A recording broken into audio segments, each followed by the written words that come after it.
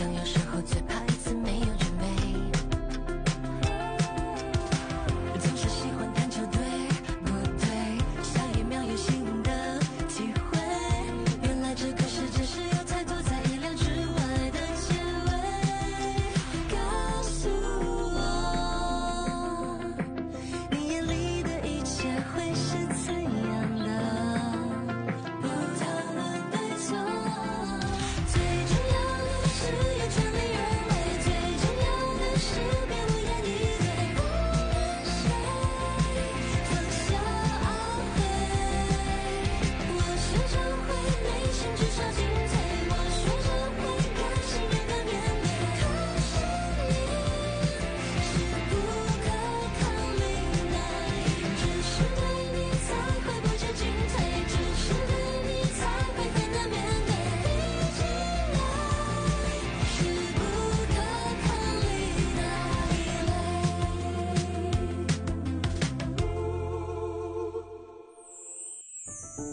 Boss, ito ang unang beses na naramdaman kong sulit ang pagiging assistant lawyer ko.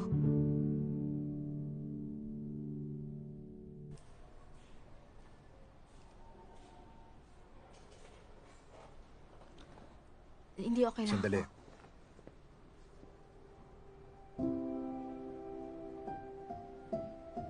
Masakit? Empleyado kita. Kapag nasaktan ka sa trabaho, responsibilidad kita. Para hindi ito magkaroon ng masamang epekto. Sa pagsali ko ba sa Junhang, wala na sa kontrol ko kahit ang body tissues ko, tama ba? Parang ganun na nga.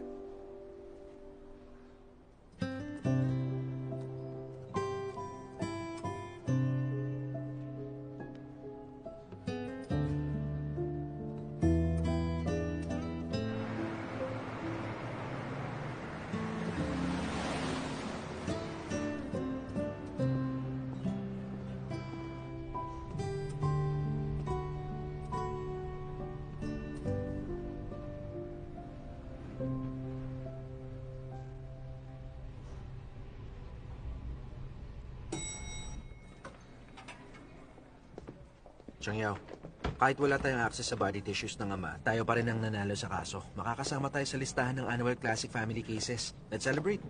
Barbecue sa weekend? Sagot ko. Bye ka? Hindi ako pwede, kayo na lang. Sige, Akong bahala sa'yo. pumunta ka sa office ko. Di ka sasama? Hindi talaga. Hoy, Lee!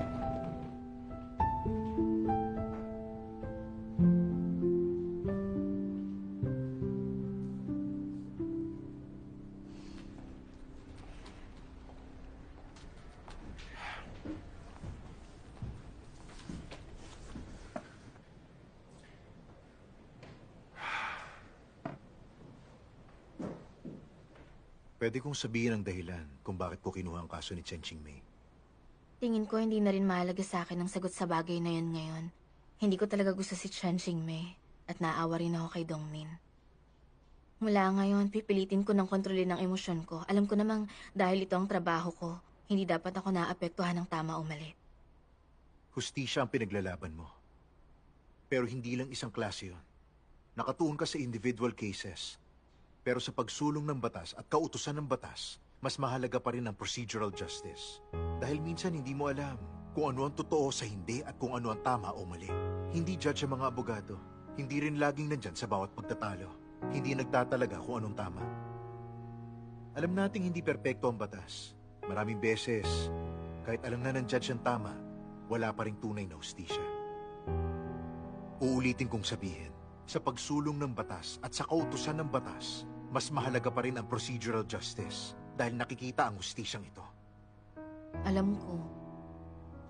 Alam kong pantay na justice ang pinapairal ng procedural justice, pati na ang legal procedures. Pero dahil sa pagbibigay diin dito, kaya nakakakita tayo ng mali tulad sa O.J. Simpson case. Dahil na rin sa justice system, kaya hindi napaparusahan ng mga masasamang tao. Pero pinoprotektahan din ito ang mga maling naakusahan. Lahat ng kaso natin ay naaayon sa procedural justice at pinapabuti kahit papano ang legal system. Pero may kalayaan din tayong ipaglaban ng mga mabubuting tao. Isa pa mayaman ka naman, boss. Bakit ka pumipili ng komplikadong kaso? Wala ka bang pakialam kahit tinatawag kang tumor?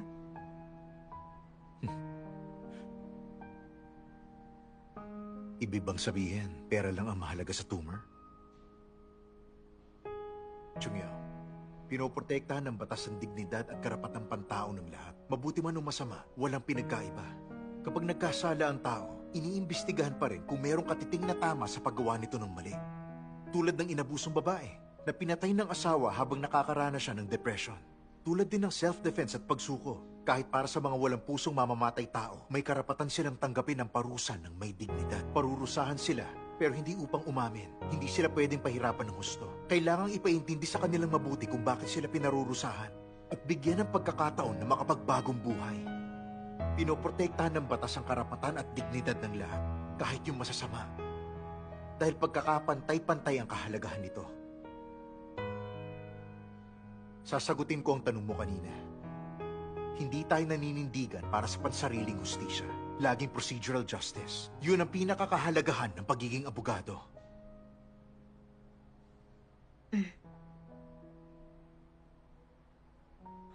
Boss, ito siguro ang unang beses na naramdaman kong sulit ang pagiging assistant lawyer mo. Kung magiging sikat man akong abogado, bibilangin ko ang consultation hours at magbabayad ako sa'yo ng tama. Hindi mo kailangan magbayad. May isa lang akong pabor. Kainin mo yan.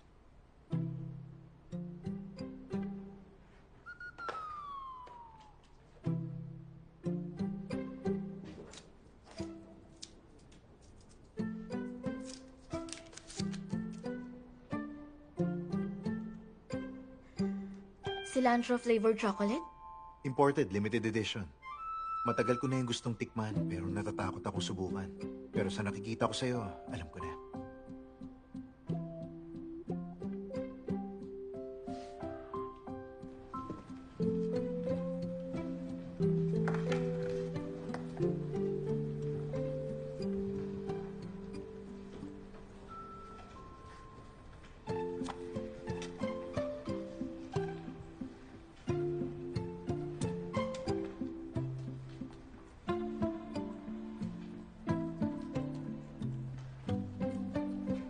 Sumikat.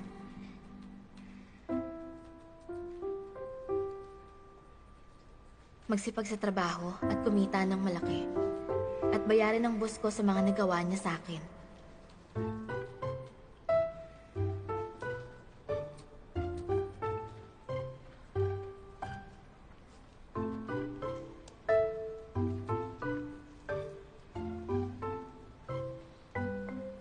Xiangyao, nababaliw ka na ba? Obsessed ka na naman kay Qianheng. Hindi ka na talaga nadala. Back to work.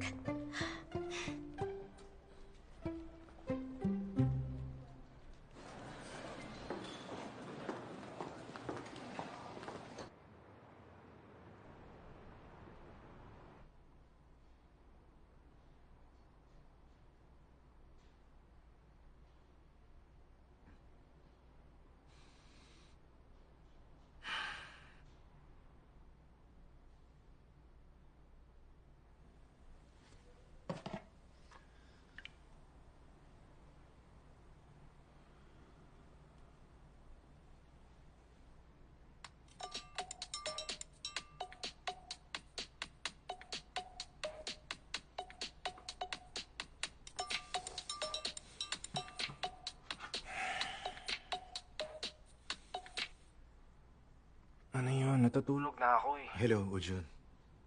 Gusto kitang kausapin tungkol sa kaibigan ko. Coincidence kasi, hindi rin siya makatulog ngayon. Para sa kanya, mahalaga ang turing niya sa kaibigan niyang yon. Gusto niyang... Sabihin mo to sa kaibigan mo. Pwede siyang makinig sa sasabihin ko sa kanya o kaya i-block niya na lang ang babaeng yun. Anong klaseng lalaki ang nag-aalala sa mga walang kwentang bagay? Kaya siya nagkaka-insomnia dahil lang pangit ang ugali niya. Bye! Teka, hindi pa ako tapos eh.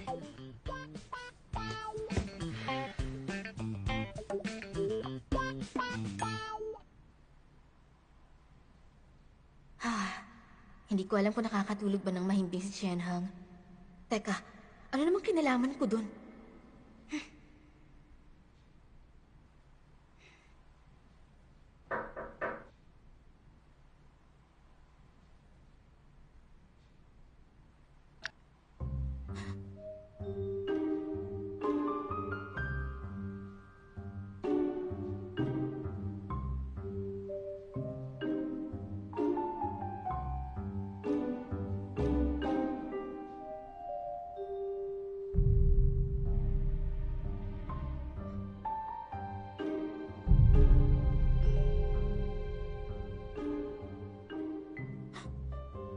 Honey, kakauwi mo lang galing sa police station, di ba? May kumakatok, pwede mo bang tingnan? Honey! Kailan ka pa nagkaroon ng asawa na nagtatrabaho sa police station? Boss? Uy, boss! Ba't nandito ka? 2 a.m. na, bakit pumunta ka pa? Naiwan ko yata yung pen ko rito.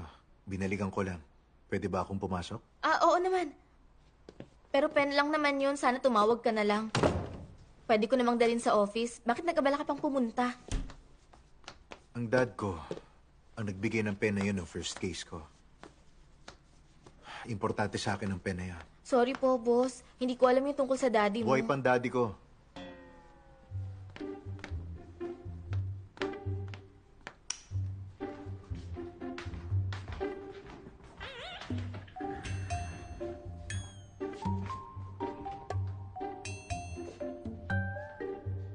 Nakita mo na, boss? Hindi ko pa nakikita. Anong klaseng pen yun? Tutulungan na kitang maghanap. Black pen, gawa sa metal. Pagkaalis niyo, nalinis ko yung kwarto pero wala akong nakitang black pen. Gaya ng sinasabi niyo ngayon. Hindi kaya naiwan yung sa ibang lugar yun? Tingin mo nagsisinungaling ako? Hindi sa ganun, ibig ko lang sabihin. Normal lang naman para sa maliit na pen na maiwan natin yun sa isang lugar nang hindi sinasadya. Basta hahanapin ko. Okay. Pero boss, gusto mo bang tanggalin ang sunglasses mo? Madilim kasi rito eh. Baka mas mahirapan ka maghanap. Sabi ko nga, alis na ako.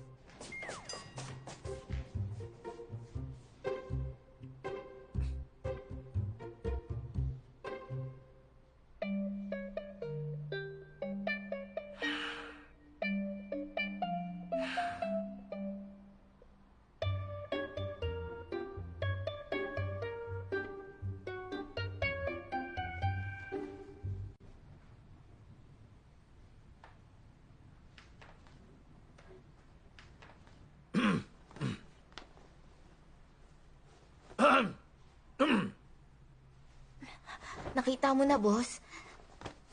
Hindi pa rin eh. Paano yan? Hindi ko rin alam. 3 a.m. na pero hindi ko pa rin mahanap. Mukhang pagod ka na sa paghahanap, ah. Oo nga, nakakapagod na. May meeting pa ako bukas na umaga pero delikado na rin mag-drive ngayon. Naisip ko na yan, boss. Kaya kumuha ko ng driver para sa'yo. Naghihintay na siya sa baba para maihatid ka sa bahay ng ligtas.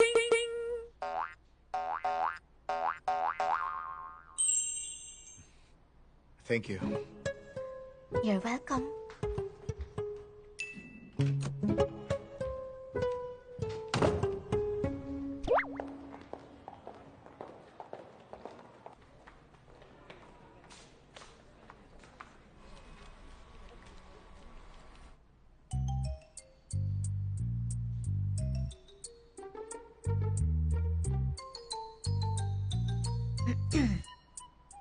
Mag-umpisa na ako. Okay. Nung kinuha ko ang Dongshan case, minaliit ko ito at inakalang masyadong simple ang kaso na yon. Pero pagkatapos ng nangyaring incident, natutunan ko na bilang isang abogado, kailangan ko ring ayusin ang communication skills ko. Kung nagtiwala lang ako sa tao, siguro nagsabi na ng katotohanan si Dongshan umpisa pa lang.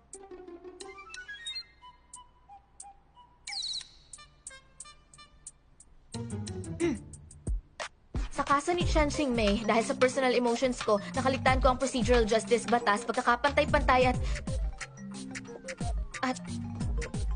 Ano nga yun? Pagkakapantay-pantay, proseso at diwa. Ang ibalanse ang pagsasama-sama nito ang pangunahing tungkulin ng isang abogado.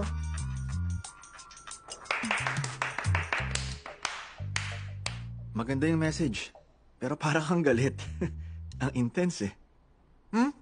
Hindi naman ah. Chang Yao, good job ka doon.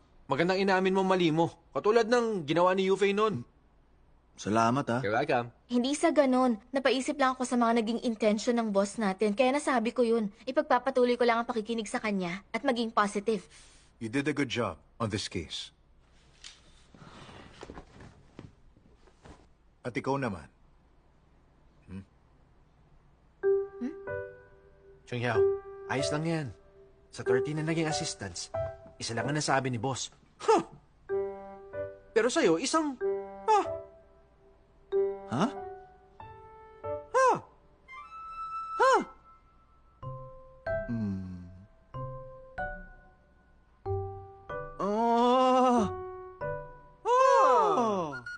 Lumabas kayong dalawa. Aha.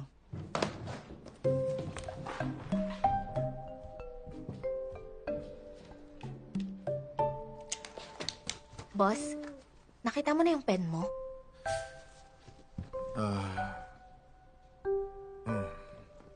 Buti naman. Lalabas na rin ako.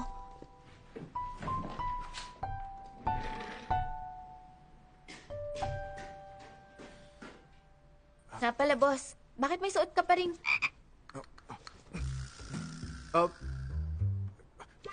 Hindi ako nagpupuyat ha. Hindi to insomnia.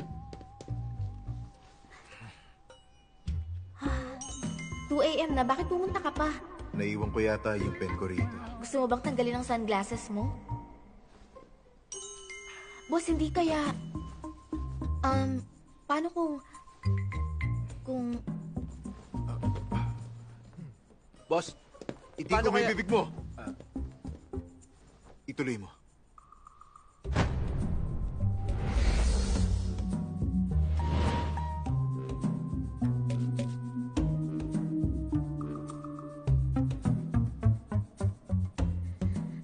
Kailan mo ibibigay yung bonus ko? Nautal ka pang sabihin yan? Boss, urgent sana to.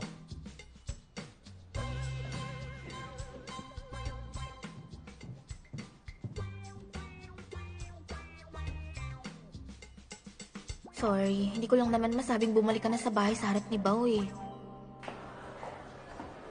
Ililibre ko kayong lahat. Kumain kayong mabuti ah, lalo ka na, Bao. Ang totoo niyan, ako dapat ang manilibre sa inyo ngayon.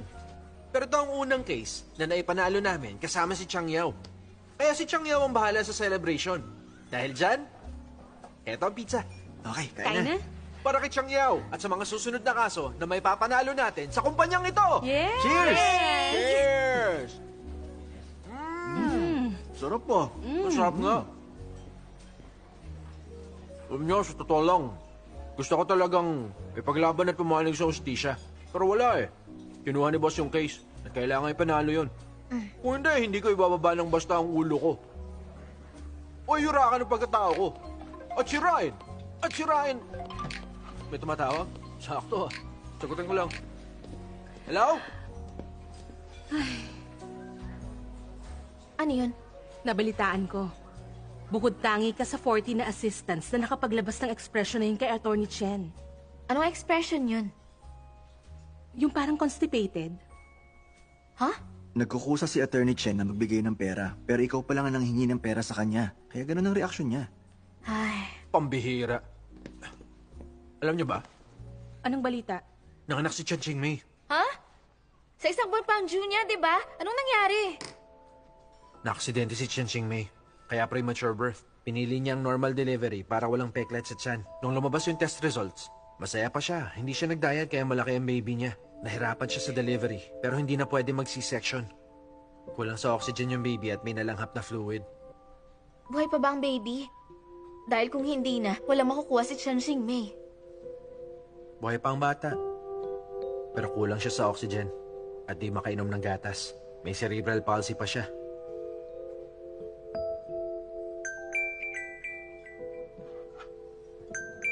Si Grandpa Dong. Attorney Chang, nagsisisi talaga ako. Tulungan mo akong bawiin ang DNA test. Ayoko nang kilalanin yon. Hindi ko kikilalanin ang bata. Sapat na sa akin na nandyan si Min. Pero nailabas na po ang hato sa kaso. Ang batang ipinagbubuntis ni Chen Xingmei ay kabilang sa angkanyot yun ang katotohanan. Kung alam ko lang na magkakaroon ng problema ang batang yon pag isinilang, hindi na sana ako pumayag pa na gawin ang test na yan dahil ayoko talaga. Ngayon, hindi na ako dinadalaw ni Wencio at maging ni Min.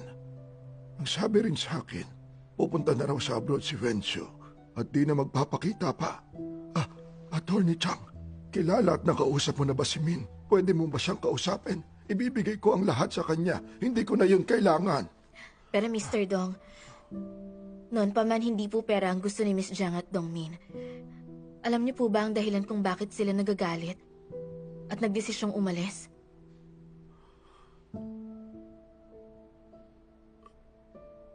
Alam nyo, Pinapahirapan tayo ni Grandpa Dong at ginigipit niya si Chen Ching Mei. Hindi pa magaling si Chen Ching Mei. Mula nung nanganak siya, mataas daw ang lagnat niya. Kumusta yung bata? Kaya nga, yung bata, hindi siya pwede mamatay. Kapag nawala siya, sino magmamana ng lahat? Si Chen Ching Mei. Papayag ba si Grandpa Dong? Pinababantayan niya na nga ngayon si Chen Ching Mei. Natatakot siyang baka patayin niya yung bata para dun sa pera. At ito pa, hindi ba may boyfriend ngayon si Chen Ching Mei? Pinabugbog siya ni Grandpa Dong. Sinakripisyo niya ang buhay niya para lang sa mana. Tinanggap na kaya ni Chen Ching Mei na ganito ang kapalaran niya? Si Chong Kalain mo nga naman. Alam ko po. Kinausap siya ni Grandpa Dong kanina. Sigurado ako na wala siya sa mood lately, kaya sabi ko magpahinga muna siya sa bahay niya. Tsaka isa pa, baguhan pa lang siya na abogado, hindi tulad ng... Ano bang gusto mong sabihin? Actually, oo nga pala. Tungkol sa tangbing case na hawak natin. Pumirma na siya ng kontrata at gusto niya makipagkita. Okay lang ba? Sige, Magbubook na ako ng tickets. 2 business class. 2 business class tickets! Sandali, boss. Ay, hindi to maganda. Office ng favoritism mo sa akin. Parang iyabang ng dating. Baka maingit yung iba sa akin. Actually, bilang assistant lawyer, ayos na ang economy class. Oh, Nakalimutan kita. Okay na, huwag ka na sumama.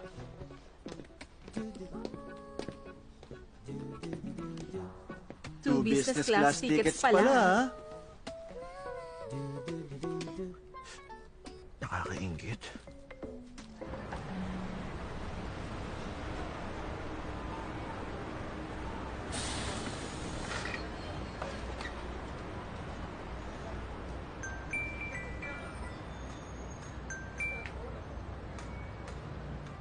Hello, Mama?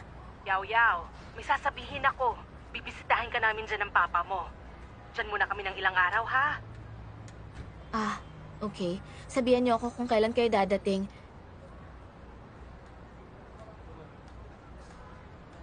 Buti na lang wala si Boss doon. Hindi ko alam kung anong gagawin pag nagkita sila. Empleyado ko si Chang Yao. Wala kang karapatang maliitin siya. Huwag kang gagawa ng kalokohan. Kung talagang gusto mo yon, meron akong mga vinyl records doon sa villa. Pero wala naman akong matinong record player eh. Masasayang lang yan sa akin. Pero kung gusto mo naman, hindi masasayang yon. Bakit ang bait niya sa akin? Hindi niya naman ako gusto. Tama na nga.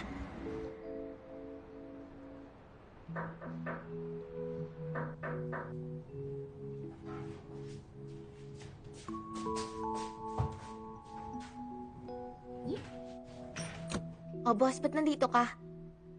Pwede bang pumasok? Ah, oo.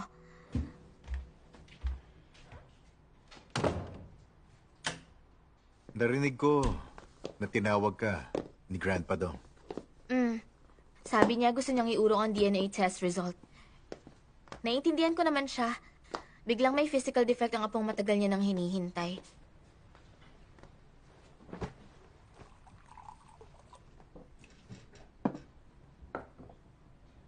Okay lang ako, boss. Hindi naman ako nahirapan. Bilang abogado, magkakaroon talaga minsan ng ganitong problema. Iba ka mag-isip. Thank you sa pag-aalala sa akin. Paghahanda kita ng pagkain. Wait, huwag ka na mag-abala. Pumunta lang ako para sabihin may business trip ka bukas, family trust case. May bago akong case? Pero mas familiar si Bao pagdating sa family trust, di ba? Madaldal siya. Mas steady naman si Yufei. Tipid magsalita. Kung gano'n, iba na ang tingin niyo sa akin. Mukha ba akong professional at presentable kahit saan at laging sakto lang ang binibitawang salita? Hindi sa ganun. Ang totoo niyan, may tiwala ako sa self-control mo. Magkasama tayo sa bahay, kaya alam ko. Yun lang? Wala na ba akong ibang advantage sa kanila? Okay, hindi ko na ipapaya ang sarili ko. Gumagabi na, boss. Hatid na kita. Hindi na kailangan. Magluto ka na muna. Sabi mo, late na, di ba? Sarado na ang mga restaurant.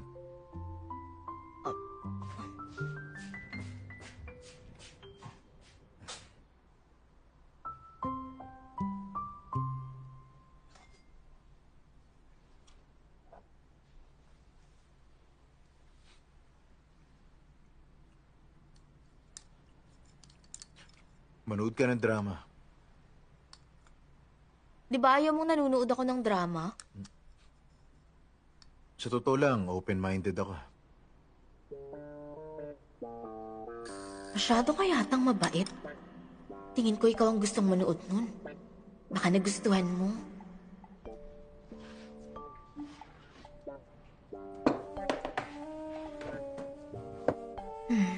Takutin natin ng konti para umuwi na. Panoorin mo to.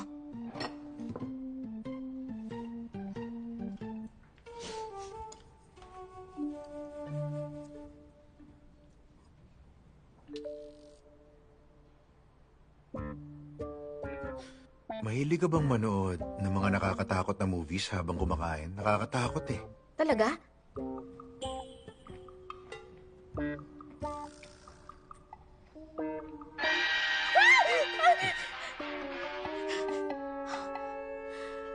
Boss, paano ka pa nakakakain? Pagkatapos mong sabihin nakakatakot yan.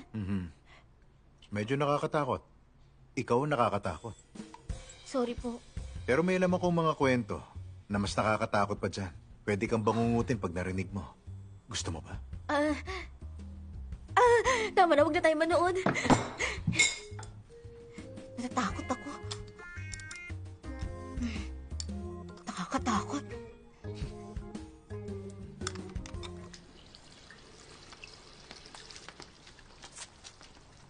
Meron bang bagong toiletries dito? Ha? Dito ako matutulog. Matutulog? Malapit to sa airport. Pwede kang tumanggi. Bibigay ko kay Hugh Faye. Ba't ako tatanggi? Masaya nga ako na dito ka matutulog eh. Tsaka bahay mo to. Welcome back! Ay. Welcome back po. So, ayun na nga. Nung kumakain kami ng dinner, nag-play ako ng horror movie para takutin si Shenheng. Pero walang epekto sa kanya. Ako pa yung natakot. Hindi nga ako nakakain. Siya yung tipo ng tao na pati multo matatakot sa kanya. Tingin ko ang takot talaga sa kanya ay ikaw. Tingnan mo nga yung hawak ng kamay mo ngayon. Tingin ko sadista talaga sa Tianhang. Pero ikaw, kailan ka pa naging masokista? Ibaba mo yung kawali. Nasaan yung tapang mo kapag kliyente ang kaharap mo? Mabuti ng handa. Paano pag gusto ko pang kumain? Pero teka, tingin mo ba may mga isyong tinatago yung si Tianhang? 2 case na ang hinawakan mo kasama siya. At namatay yung 2. Hindi kaya may kakaiba siyang ginagawa sa mga kaso niya? Ano ka ba? Hindi rin nila ako makikita. Oy, first day mo ba sa trabaho mo? Hindi mo ba alam na trabaho ng mga empleyado na protektahan ng boss nila?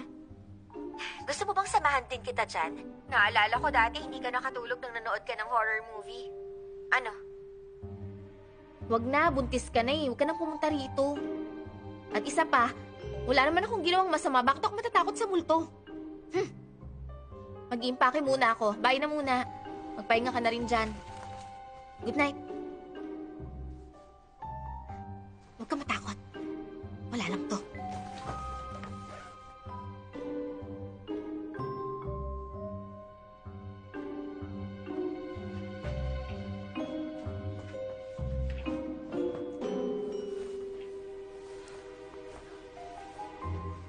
Mas nabuting matulog ng may ilaw.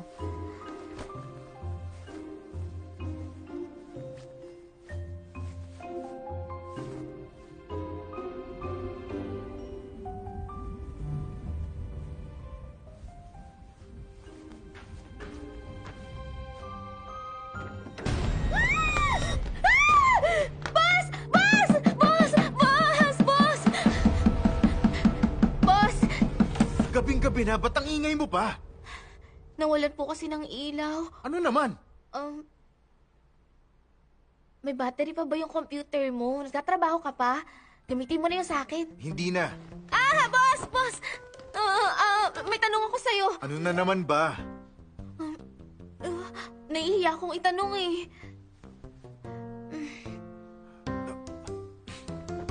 Chongyao, nagkamali ako sa'yo. Hindi mo na kayang pigilan ang sarili mo, kaya ka ganyan. Hindi naman, boss. Tama na yan. Magpakatino ka nga. Teka, may tanong ako. Meron akong... Tanong tungkol sa family dispute case, mag-usap tayo. Yun yung itatanong ko sa'yo, boss. Ayoko. Malamig sa labas. Mag-usap na lang tayo sa kwarto mo. Pwede ba? Gusto ko lang pumasok sa kwarto para magtanong tungkol sa trabaho, okay lang ba? Wala naman po akong masamang balak sa'yo. Alam mo bang pareho yan sa plot ng TV drama na pinapanood mo? Ano yun? Magkasama sa kwarto yung second female lead at male lead. Sinubukan niya akitin to. Hindi siya nagtagumpay kaya siniraan na lang niya yung male lead. Ano naman? Paano kung palabasin mong inaakit kita habang magkasama tayo sa kwarto? Paano ko ipapaliwanag ang sarili ko? Kahit ayaw mo sa akin, hindi mo naman kailangang sabihin sa akin yan. Ganun ba ang tingin mo sa akin? Sorry sa istorbo. Alin ba doon? Ha? Sa family trust case. Anong gusto mong malaman? Sa pagkakaalam ko, hindi na madalas gamitin ng family trust. Mula nung tinalaga ang Trust Law 2001 sa nabasa ko, hindi ko maintindihan yung ilan sa nilalaman nun. Halimbawa, yung independence ng trust property, pati yung registration issues. Meron ding issues na may kinalaman sa taxes. Ang dami ko talagang tanong. 5 minuto. Yun ding mga issues na nabanggit mo ang pinag-aaralan ko. Komplikado nga sila. Mahirap ipaliwanag agad. Pwede sigurong sumama ka na sa akin para makumpara yung information at may paliwanag ko. Mabuti naman. Thank you, boss. Kailangan ng approval ng mga domestic trusts mula sa Banking Regulatory Commission. At kasabay ng bagay na yon, regulated din ito ng commission. Dahil sa kondisyon na yon, mas mahirap maitatag ang mga domestic trusts. Eto, Article 11. Under any of the following, the trust shall be invalid. The purposes of the trust shall constitute... Nakikinig ka ba? Opo. Aray! Ayos ka lang ba? Naman, ayos lang. Yung phone ko. Oh, nasaan na yun? Boss, pakibuksan yung phone mo. Hindi ko mahanap yung sa akin. Lagi ka may ginagawang iba.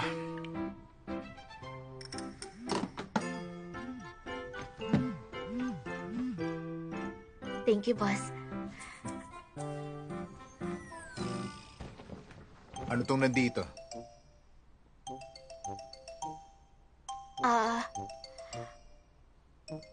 Ayan kasi, yung naisip kong nickname para sa'yo. Ang cute, no? Pag nakita mo yung silly, nakakaramdam ka ba ng lungkot o pagkabagabag? O kaya ng pagmamahal?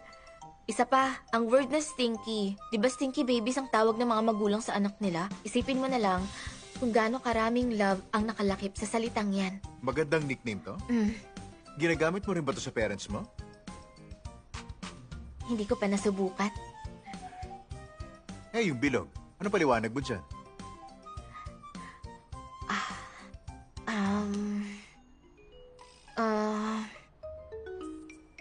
Boss, tungkol sa insurance law, may tanong pala ako. Yung tungkol sa pagkuha ng mana ng... Alis na. Hindi pa ako tapos mag-aral eh. Umalis ka na. Boss! Boss! Boss! Boss! Boss! Huwag mo na akong Kunyaw, paalisin. pag di ka tumigil, aakusahan kita ng sexual harassment. Boss! Boss! Sandali! Sasabihin Hoy, ko na sa'yo bitiwan mo nga ako. Sasabihin ko na. Natatakot ako. Kakanood ko lang ng horror movie, tapos biglang nawalan ng power. Natatakot ako mag-isa, kaya pwede bang dito muna ako? Sige na po, boss. Pumayag ka na. Bitiwan mo ako. Bakit ka nanonood kung takot ka pala? Huwag mo nang gagawin yun. Thank you po, boss.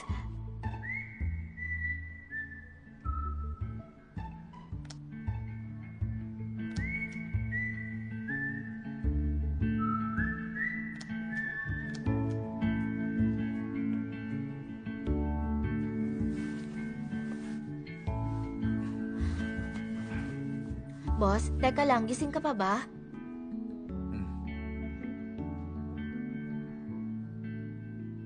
Sa totoo lang, masakit ka talagang magsalita minsan, pero pinapakita mo rin yung kabaitan mo pag kailangan. Kwentuhan tayo kung di ka pa inaantok. Tungkol saan? Kahit ano, yung mga naisip mo nung una ka nagtrabaho, gusto ko talagang malaman. Kung nahirapan ka rin ba noon kahit napakagaling mo na?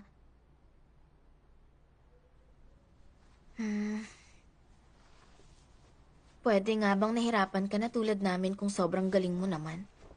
Nag-abogado ako, kahit ayaw ng pamilya ko.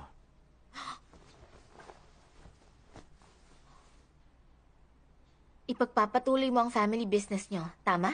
Pinarusahan ako ng matindi sa pera ng mga magulang ko para sumunod ako sa gusto nila. Gusto kong patunayan ang sarili ko, kaya sumalungat ako. Hindi ako makabili ng pagkain noon at hindi rin ako makakain, kaya nagkasakit ako. Tapos nagkaroon ako ng case. Tumatakbo ako para mag-deliver ng documents para hindi mabawasan ang lawyer's fee ko na 5,000 lang. Pero naaalala kong sinabi ni Bao na noon pa lang, matikas at maayos ang pananamit mo kapag nakikita ka nila. Nagpapanggap lang ako. Bago pa nila ako gipitin sa pera, bumili na ako ng mamahaling damit para sa trabaho. Wala na akong ibang perang panggastos nun. Pero yun pa rin ang sinusuot ko. To look professional. At maging maayos ang itsura ko sa harap ng iba. Sayang lang, hindi ako gusto ng supervising lawyer ko noon. Akala niya galing ako sa mayamang pamilya na hindi seryoso sa pag-aabogado. Araw-araw niya akong pinahirapan. Kaya natalo lahat ng hawak kong kaso. Anong law firm yan? May ganong klaseng tao pala? Malaking law firm yun. Ayoko na sanang pag-usapan. Masaya ako sa pagsali ko doon. Pero sa bandang huli, marami palang mga abogado na nagpapahirap ng buhay ng mga baguhan at bumubuo ng samahan sa halip na pagbutihin ang professional skills at business standards nila. Kaya nangako ako sa sarili ko na ako mismo ang magtatatag ng law firm na kahit maliit lang kumpara sa iba, pero magagaling ang mga tao kahit hindi sila marami at matibay ang samahan para matulungan ko sila maging mas mahusay sa trabaho. Dahil doon kaya nagkaroon ng Junhang and Company. Pero boss, ano namang nangyari sa abogado na nagpahirap sa'yo noon? Sa tingin mo ba, makakaya niyang sumabay sa kompetisyon? Napakahina ng vision niya sa buhay. Kaya nga, sino siya para maliitin ka? Para sa mga eksperto, alam nilang ang tulad mo ay magiging matagumpay pagdating ng araw. Hindi dahil doon. Dahil sa galing kong magsalita, akala niya isa lang akong tipikal na mayaman. Nagalit talaga ako ron. Nung oras na yon,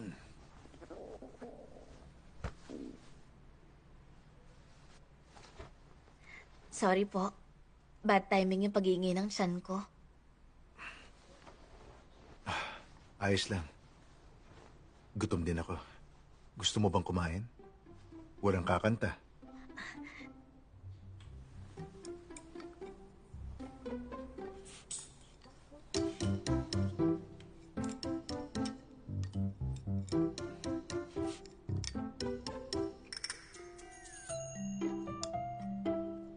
Ba't nakatingin ka?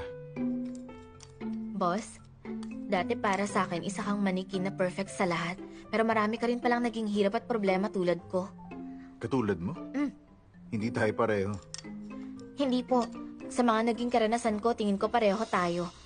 Nagtrabaho ako sa isang law firm na 2,000 lang ang sahod. Kailangan pa akong bigyan ng parents ko ng pambili ng pagkain. Nahihiya ako sa kanila nun.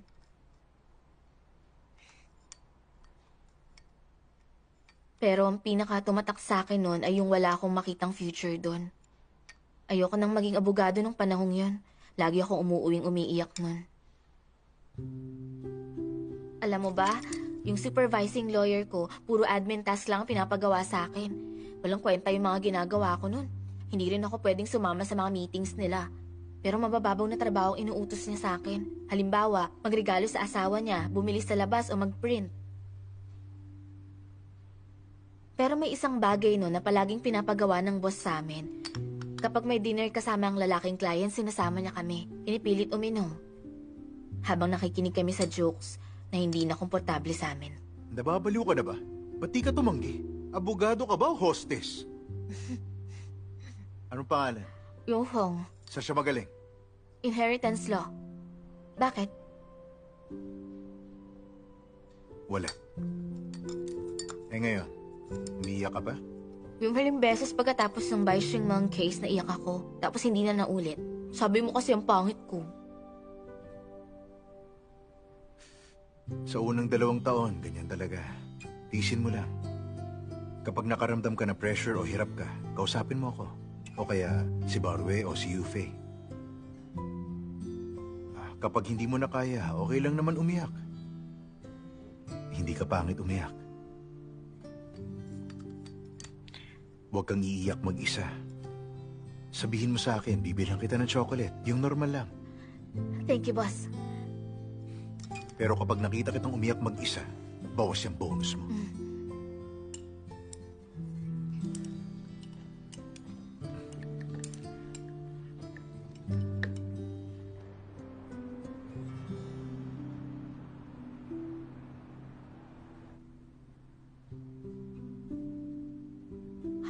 Boss, pwede ba ako magtanong ng isa pa bago tayo matulog? Isa na lang, promise. Ano yan? Ang sabi mo noon, hindi ako bagay maging lawyer. Totoo ba? Bakit gusto mo maging lawyer? Gusto kong bigyan ng hustisya ang kapatid ko. Dahil kay Dangming? Pero hindi ko alam kung matatalo ko ba siya. Niloko niya ako nung Bai Xingmeng case. Hindi mo magagawang talunin ako. Pero siya, makakaya mo. Mahina pang talent mo kumpara sa akin. Pero maayos ang ugali mo. May pag-asa ka pa. Kaya boss, tulungan mo akong iahon ng sarili ko. 2 taon lang. Sa panahong yon, ang utos ko lang huwag kang magpapakasal. Hindi ka pwedeng magmahal.